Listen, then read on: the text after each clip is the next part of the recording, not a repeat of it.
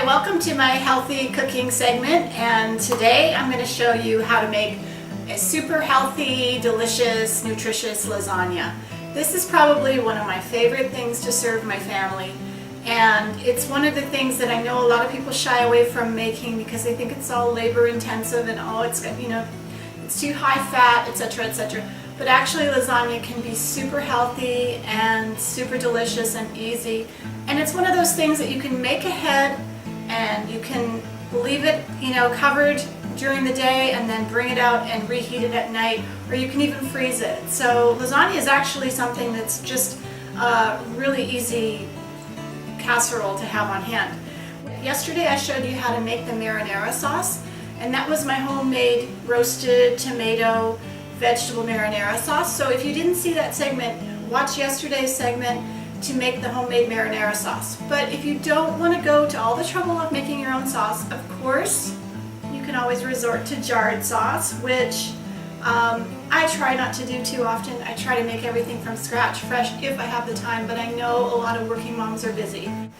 What I'm doing right now is I've got my marinara sauce on the stove. It's been simmering for about an hour, and I added meat to it. I added a free-range ground beef, which doesn't have hormones in it. I sauteed that up and then drained any fat that was on there off and put it into the sauce. And I've been just kind of letting that simmer for about an hour so that the flavor of the meat kind of marries with the marinara sauce. So it's going to be really rich and flavorful, and it's going to be very hearty.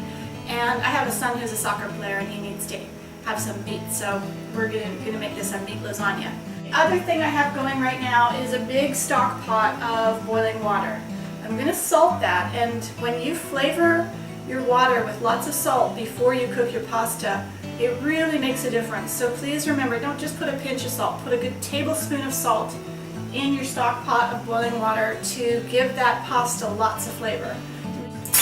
And I'm using packaged, I'm not using homemade pasta. I do not make pasta, never have. Maybe that's something I'll learn.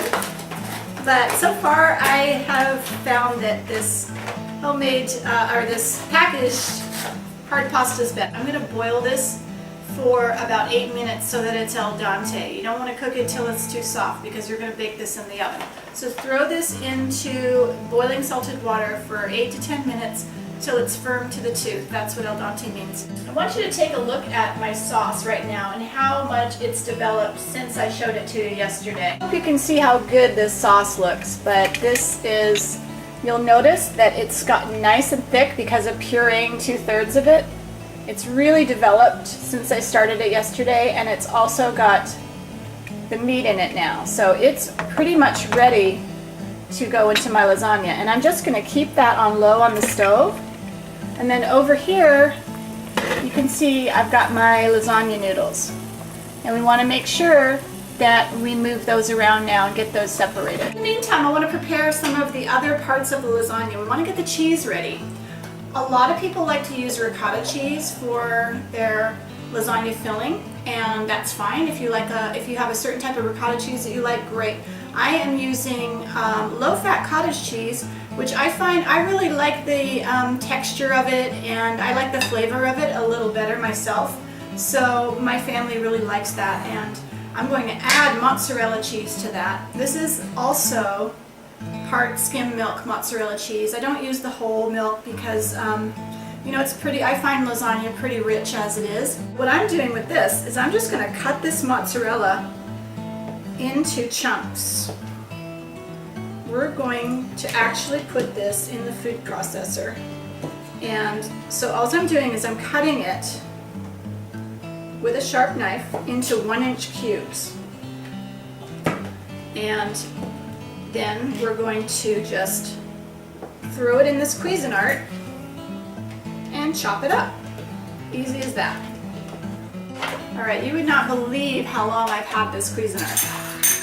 I'll tell you, I have used this thing thousands of times. It's a great tool. This one it's the Cuisinart brand. It is over 25 years old, and it still works perfect. I know there's new fancy ones out there, but hey, if it ain't broke, I love this machine. It It works for me, nothing fancy, and I just put it on the pulse speed. Pulse it. Don't try to grate it all really fast, because if you do, you're going to have a slimy, cheesy mess, because we don't want it to get hot. Look at that. Oh, I love this thing. How easy is that? Ta-da. Look at that. Awesome. And this is going to be part of the filling. All right, assembling the lasagna. This is the fun part. Put a little extra virgin olive oil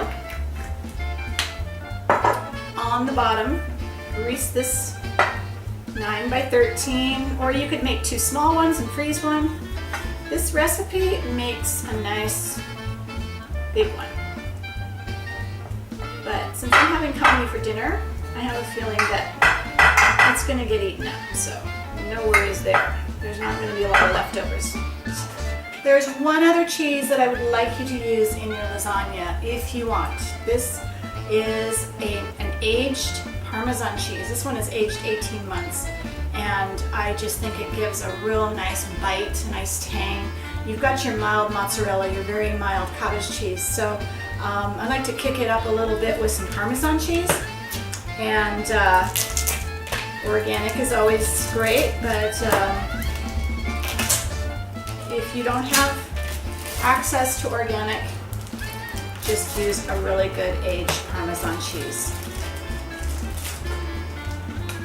And we're not going to need to use a lot of it because obviously it's aged, it's a lot stronger a cheese, so you don't need as much. So I'm going to grate up some of this. And this you want to finely grate. I love this type of grater. I forget what it's called. Oh, it's called a microplane. It's fantastic because you get nice fine shreds, and it's so strong, and it really works great. And if you leave your cheese out, for the Parmesan cheese tends to be very hard, so you can leave it out for an hour and then it just grates up really easy. Just watch you don't grate your fingers like I've done. That's painful.